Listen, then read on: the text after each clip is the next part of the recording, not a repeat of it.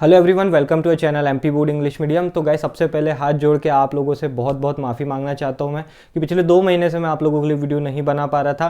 कारण बहुत ज़्यादा पर्सनल है, मेरे कुछ पर्सनल इश्यूज़ चल रहे थे जिसके कारण मैं वीडियोस बिल्कुल नहीं बना पा रहा था। और वो बच्चा जो आगे चल के मेडिकल फील्ड के बारे में सोच रहा है, डॉक्टर बनने का सोच रहा है, तो गाइस ये लाइन बहुत ज़्यादा कॉम्प्लिकेटेड है।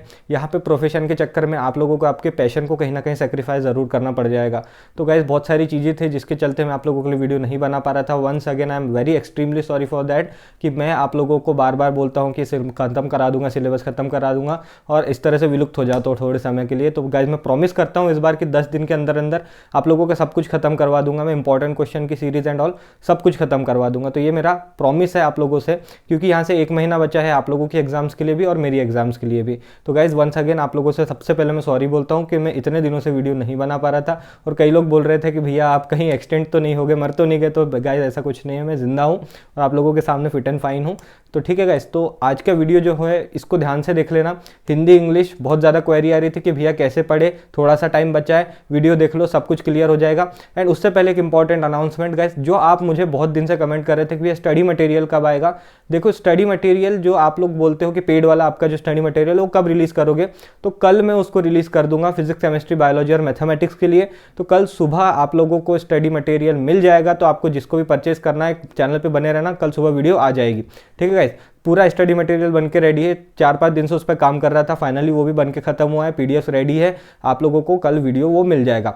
आज की वीडियो में बात करेंगे इंग्लिश और हिंदी की। देखो गाइस, इंग्लिश हिंदी के लिए मैं आप चाह रहा था कि आप लोगों को पूरा खुद से कवर करवाऊँ, एक एक चैप्टर समझो, बट मैं अनफॉर्चुनेटली बस एक ही वीडियो बना पाया। तो वो वीडियो भी मैं आप लोगों को 1-2 दिन में पोस्ट कर दूंगा। तो आप देख सकते हो कि मैं उसमें कितनी मेहनत कर रहा था, बट टाइम के चलते मेरे पास बिल्कुल समय नहीं बचा कि मैं आप लोगों के लिए फर्दर वीडियोज़ बना पाऊँ। तो इंग्लिश का एक्सप्लेनेशन का वीडियो भी मैं आप लोगों को प्रोवाइड कर दूंगा।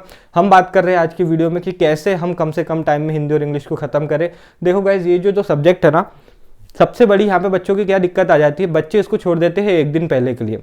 कई बच्चे बहुत ज़्यादा ओवर कॉन्फिडेंट रहते हैं कि हम हिंदी 1-2 दिन में पढ़ के खत्म कर देंगे। एंड हाँ, होता भी है। इसका आंसर यस होता है। आप 1-2 दिन में हिंदी को प्रिपेयर कर सकते हो, इंग्लिश को प्रिपेयर कर सकते हो, जब आपका चैप्टर्स और जो चीज़ें हैं बाकी की वो ऑलरेडी प्रिपेयर्ड हो। तो इस वीडियो को आप लोगों को देखने के बाद सब कुछ क्लियर हो जाएगा। एक माइंड मैप रहेगा आप लोगों के पास कि किस तरीके से हिंदी इंग्लिश को पढ़ना है। और जो बच्चे लो इन कॉन्फिडेंस फील कर रहे हैं कि हम हिंदी इंग्लिश नहीं कर पाएंगे, तो वो बच्चा भी इस वीडियो को ध्यान से देख लो। हिंदी इंग्लिश का पूरा हम नॉकआउट कर देंगे, दोनों सब्जेक्ट को बहुत ईजी आप लोगों के लिए हो जाएगा। तो देखो गाइस, हिंदी और इंग्लिश जो है ना, सबसे ओल्ड सब्जेक्ट है। मैं आप लोगों से पूछता हूँ कि क्या आप लोगों ने फर्स्ट क्लास में कभी फिजिक्स पढ़ी थी? नहीं। क्या आप लोगों ने फर्स्ट क्लास में केमिस्ट्री पढ़ी थी? नहीं। क्या आप लोगों ने रिएक्शन याद करी थी? क्या आप लोगों ने कोई थ्योरम याद किया रहा, कोई डेरिवेशन याद किया था? बिल्कुल नहीं। बट 1-2 सब्जेक्ट ऐसे हैं जो हम क्लास 1 से पढ़ते आ रहे हैं, एंड वो है हमारे लैंग्वेज के सब्जेक्ट इंग्लिश और हिंदी। हिंदी और इंग्लिश ये 2 ऐसे सब्जेक्ट है ना गाइज, फर्स्ट क्लास से पढ़ते आ रहे हैं। सबसे पहला जो बच्चा जब तैयार होता है तो उसे ABCD और अनाराम सिखाया जाता है ताकि वो अपनी लैंग्वेज को पक्का कर सके। ठीक है गाइज, तो सबसे पहले हमारे जो सब्जेक्ट है इसको बिल्कुल मत सोचना कि अभी तक हमने नहीं पढ़ा है। गाइज ट्रस्ट में, आपकी 70 to 80% हिंदी इंग्लिश हो चुकी है। आप क्लास 1 से सब्जेक्ट्स को पढ़ते आ रहे हो। और ये जो 2 सब्जेक्ट है ये बहुत ज़्यादा इजी टू अंडरस्टैंड है। इसमें कोई रॉकेट साइंस नहीं लगाना, आपको कोई डेरिवेशन नहीं लगाना, कोई थ्योरम नहीं लगाना, बहुत ईजी है। बस आप लोगों को माइंडसेट होना चाहिए कि हाँ मैं कर लूँगा। मेरी गारंटी है गाइज, अगर आपके पास ये माइंडसेट है ना तो आप इजीली कर लोगे। देखो गाइज, मैं अपने एक्सपीरियंस से बता रहा हूँ, हिंदी और इंग्लिश दोनों में 85+ था मैं। ठीक, 85+ स्कोर किया था मैंने बोर्ड एग्जाम में, मेरे कई बार मार्कशीट दिखा चुका हूँ गाइस। ठीक है, तो मेरे एक्सपीरियंस से बता रहा हूँ, बहुत इजी सब्जेक्ट है। बस जैसा जैसा बता रहा हूँ उसको फॉलो कर लेना। अभी हमारे पास ज़्यादा से ज़्यादा 30 दिन बचे हैं। ठीक है, सब कुछ काट ले हम, न्यू ईयर का फंक्शन, 31st का फंक्शन, तो 30 दिन में मान के चलूँ तो ये 30 दिनों में आप बहुत ही ईजिली हिंदी इंग्लिश को प्रिपेयर कर सकते हो। ठीक, क्या करना है, देखो पहले आप लोगों को इंग्लिश की बात करते हैं। तो इंग्लिश का जो पेपर है आप लोगों का 80 मार्क्स का है। ठीक है, आप लोगों को 20 मार्क्स का जो है प्रोजेक्ट वर्क उस पर मिल जाएगा, तो प्रोजेक्ट वर्क अच्छे से कर लेना। हम तो बात करेंगे इन 80 नंबर की। तो 80 नंबर में आप लोगों का 4 पार्ट में डिवाइडेड है पेपर। सबसे पहला पार्ट रीडिंग। रीडिंग के अंदर क्या आता है? रीडिंग के अंदर आता है हमारा अनसीन पैसेज, जो हम नहीं पढ़ते कभी। अनसीन पैसेज क्या होता है? अनसीन पैसेज कभी प्रिपेयर नहीं कर सकते आप। हाँ, आप लोगों को 2-3 अनसीन पैसेज कहीं से निकाल लो, उनको देख के प्रैक्टिस कर सकते हो। बट अनसीन पैसेज, अनसीन का मतलब क्या है? जो आपने आज तक नहीं देखा हो, तो इसको आप प्रिपेयर मत करना। अगर आप रीडिंग सेक्शन को छोड़ दो तो ये 14 नंबर ठीक ऐसा मान के चलो उसमें कुछ रॉकेट साइंस नहीं होती, आप लोगों को बस पढ़ना है और आंसर देना है, बहुत इजीली हो जाते हैं गाइस अनसीन पैसेज। अगर बोलोगे तो मैं आप लोगों को वीडियो बना के बता दूंगा कि किस तरीके से अनसीन पैसेज को सॉल्व किया जाता है। और बहुत टिपिकल आंसर भी नहीं होते, वो एक पैराग्राफ होता है, उसी के अंदर सब कुछ छुपा होता है, बस आप कितने अच्छे से पढ़ते हो उसको, उस पर डिपेंड करती है सारी चीज़ें। दूसरा आता है राइटिंग सेक्शन। राइटिंग सेक्शन में क्या आ जाता है, आप लोगों के लेटर आ जाते हैं, ठीक है, ऐसे आ जाते हैं, आर्टिकल आ जाते हैं, पोस्टर आ जाते हैं, वॉटेवर्स हो। तो ये जो चीज़ें हैं राइटिंग सेक्शन के, आप लोगों से मैं पूछना चाहूँगा कि आपने कभी एप्लीकेशन नहीं लिखा, क्या आपने कभी ऐसे नहीं लिखा, क्या नोटिस नहीं लिखा आप लोगों ने अभी तक? गाइस 3rd 4th क्लास से करते आ रहे हैं हम ये चीज़। कितने प्रिंसिपल को एप्लीकेशन लिखे होंगे? मैंने लेटर राइटिंग और ऐसे राइटिंग पे बहुत अच्छी वीडियोस बनाई थी जिसमें पूरा फॉर्मेट बताया था कि किस तरह से लिखना है, ठीक है गाइस। तो ये हो गया राइटिंग सेक्शन। ग्रामर सेक्शन, ये सेक्शन ऐसा है ना जिसपे बच्चों का सबसे ज़्यादा ध्यान रहता है कि भैया हमें ग्रामर तो आता ही नहीं, इन सब चीज़ों को छोड़ के बच्चा लगा है बस ग्रामर पे, ग्रामर ग्रामर ग्रामर, ठीक है। अभी के लिए ग्रामर को साइड में रख दो। क्यों? क्योंकि ग्रामर कितने नंबर का है? बस 10 नंबर का। अब आता है सबसे मेन पार्ट, वो आती है आप लोगों की टेक्स्ट बुक। ये कैरी कर रही है 44 मार्क्स, यानी आधे से ज़्यादा नंबर काय पे है? आप लोगों के चैप्टर और पोयम पे। आप लोगों की पूरी बुक में जो चैप्टर्स है और पोयम्स है वो आधे से ज़्यादा पेपर लेके बैठा है गाइस। अगर मैं बोलूँ आप कुछ भी मत करो, आपको लेटर लिखना नहीं आता कोई बात नहीं, आप लोगों को ऐसे लिखना नहीं आता कोई बात नहीं, आप लोगों को अनसीन पैसेज सॉल्व करनी आता कोई बात नहीं, ग्रामर नहीं आता कोई बात नहीं, मैं बोलता हूँ बस चैप्टर्स पढ़ लो, स्टोरीज और पोयम, आप आराम से आधे से ज़्यादा नंबर ले आओगे। 44 नंबर, ये वो नंबर है जो आप लोगों की टेक्स्ट बुक पे आधारित क्वेश्चंस पे है, चैप्टर्स पे है, पोयम्स पे है। और गाइज आप लोगों की हिंदी और इंग्लिश की ऐसा कोई चैप्टर नहीं है, ऐसा कोई पोयम नहीं है जो यूट्यूब पे अवेलेबल ना हो। एक द लास्ट लेसन करके जो आपका चैप्टर है वो मैंने भी वीडियो बना के रखा है, आप लोगों को प्रोवाइड करूंगा मैं।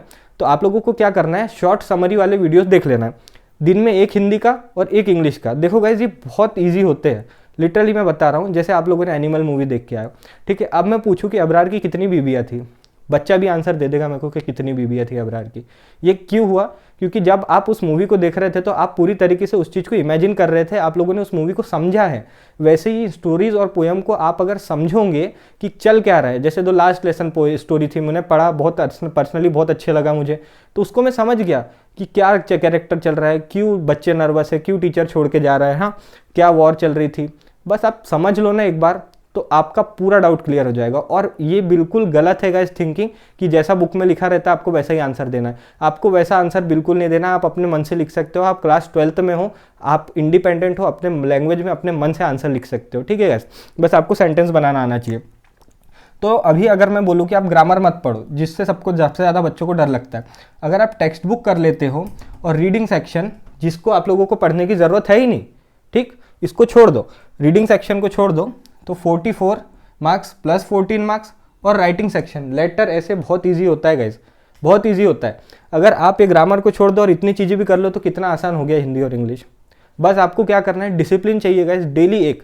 मैं क्या करता था जब मैं पढ़ रहा था ना, मुझे पता था हिंदी और इंग्लिश के लिए, उस हिंदी और इंग्लिश को मैं माइंड रिफ्रेशमेंट के लिए यूज़ करता था। जब मेरा फिजिक्स पढ़ के, बायो पढ़ के, केमिस्ट्री पढ़ के दिमाग ख़राब हो जाता था ना, तब मैं हिंदी की एक स्टोरी सुन लिया करता था, बहुत अच्छा लगता था, रिफ्रेशमेंट लगता था। याद करो वो टाइम जब आपको आपकी दादी नानी मम्मी स्टोरी सुनाया करती थी। गाइस हम जिद करते थे कि हमें कहानी सुनाओ सोने से पहले, याद आते हैं वो दिन? हम जिद करते थे कि मम्मी हमें कहानी सुनाओ ताकि हमें नींद आ जाए अच्छी। तो गाइस अभी क्यों नहीं, सोने से पहले कहानी नहीं सुन सकते क्या आप? और वो कहानियाँ हमको अभी तक याद रहती है, जो हमारी दादी सुनाया करती थी, नानी सुनाया करती थी। तो अभी भी कुछ नहीं बिगड़ा है। आपको क्या करना है, डेली उठते हो, माइंड एकदम फ्रेश रहता है, सुबह एक स्टोरी हिंदी की सुन लो, एक स्टोरी इंग्लिश की सुन लो, और रात में सोने से पहले एक स्टोरी हिंदी की सुन लो, एक स्टोरी इंग्लिश की सुन लो। बहुत इजी हो जाएगा सब कुछ। अगर आप दिन में एक एक स्टोरी भी कर लो तो जो 30 दिन बच रहे, आपका हिंदी इंग्लिश का ये जो पार्ट है 44 नंबर का, ये बहुत ईजिली प्रिपेयर हो जाएगा। आई डोंट नो कि अब यहाँ से आपको समझाना वो मैं किस तरीके से, बट मैं जैसे समझा सकता था मैंने समझा दिया। बहुत इजी हो जाएगा अगर इस तरीके से चलोगे तो, ठीक। ये हो गया आप लोगों का इंग्लिश का पार्ट। तो इंग्लिश का पार्ट आप लोगों को मैंने बता दिया कैसे प्रिपेयर करना है। आपकी फर्स्ट प्रायोरिटी होना चाहिए आपके टेक्स्ट बुक के क्वेश्चन, दूसरी प्रायोरिटी होना चाहिए आप लोगों के लेटर राइटिंग, ऐसे राइटिंग, ठीक है। ये बहुत ईजी है, एक दिन पहले भी देख लूँगा कि लेटर कैसे लिखना है। सबसे ज़्यादा इंपॉर्टेंट क्या होता है, देखो जैसे हम लेटर लिख रहे हैं ना, तो ये जो फॉर्मेट है, ठीक है, टू द प्रिंसिपल, इस पे ज़्यादा नंबर होते हैं। ये जो आप इतना बड़ा कंटेंट लिखते हो ना, इस पे 1 नंबर होता है। अगर 4 नंबर का लेटर है ना, तो 2 नंबर इस पे होते हैं, 1 नंबर इस पे होता है और 1 नंबर यहाँ पे, जहाँ पे आप क्लोज करते हो। तो इस तरीके से इसका फॉर्मेट होता है। सबसे मेन है फॉर्मल लेटर में कैसे आप स्टार्ट करते हो, क्या फॉर्मेट होता है, और इनफॉर्मल में क्या होता है। अच्छे से देख लेना, वीडियो उसकी लिंक दे दूंगा, बहुत ईजिली समझ में आ जाएगा। ठीक, बहुत ईजी है लेटर राइटिंग। ठीक, रीडिंग सेक्शन प्रिपेयर कर लेना, बहुत ईजीली हो जाएगा। अगर नहीं हुआ तो जुगाड़ हर जगह होती है। ठीक है, हर बच्चा इतना तो चीटिंग कर लेता है कि यार 1 2 3 4 बता दो। तो अगर आपको इसमें से 14 में से 10 भी नंबर मिल गए तो बहुत आसान है।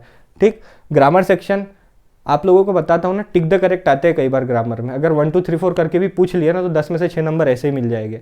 तो ज़्यादा मत घबराओ। फर्स्ट प्रायोरिटी पे अपने टेक्स्ट बुक के क्वेश्चंस को रखो, स्टोरीज और पोएम सारी खत्म करो। दूसरे पे ये लेटर राइटिंग, ऐसे राइटिंग को प्रैक्टिस कर लो, नोटिस राइटिंग को, बहुत ईजिली हो जाएगा। ठीक, इस तरीके से आप लोगों को इंग्लिश को प्रिपेयर करना है। Same goes with Hindi. Hindi भी आप लोगों का 80 मार्क का है, 20 नंबर आप लोगों के प्रोजेक्ट वर्क पे। काव्य खंड, गद्य खंड, ठीक, स्टोरीज एंड पोएम, यहाँ पे 41 नंबर, ये भी आधे से ज़्यादा पेपर आप लोगों का लेके बैठा है। Same strategy guys, same. सबसे पहले आप लोगों को पोयम और एसेस को ख़त्म कर लेना है। फिर सेकंड प्रायोरिटी आप लोगों को, चलो अभी बोलता हूँ मैं, ग्रामर छोड़ दो, इसमें भी ग्रामर छोड़ दो। माना कि इसमें ज़्यादा नंबर का ग्रामर आ रहा है पर अभी छोड़ दो इसको। राइटिंग सेक्शन पे चले जाओ, 8 नंबर ऐसे राइटिंग और लेटर राइटिंग। हिंदी के ऐसे और लेटर बहुत ईजी होते हैं, बहुत ईजी होते हैं। मैंने फॉर्मेट समझा है, एक बार देख लोगे तो समझ में आ जाएगा। आप कोई भी लेटर और ऐसे लिख सकते हो एक बार अगर वो वीडियोस को देख लोगे तो। ठीक, ये आप लोगों का प्रिपेयर हो जाएगा।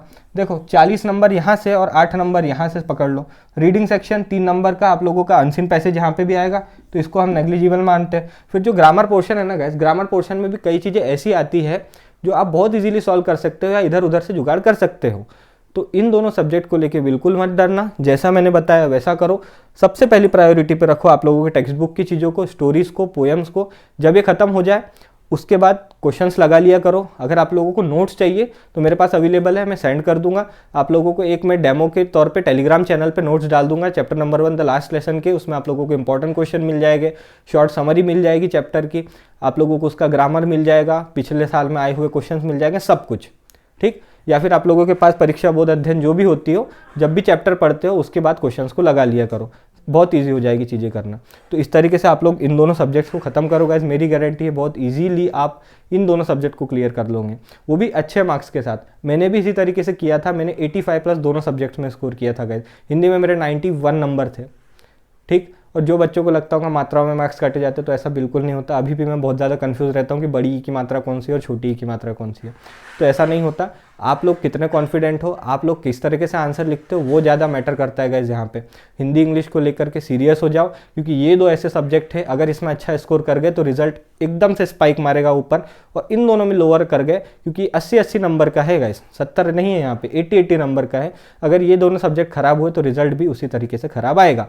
रही बात स्टडी मटेरियल की, तो वो आप लोगों को कल मिल जाएगा।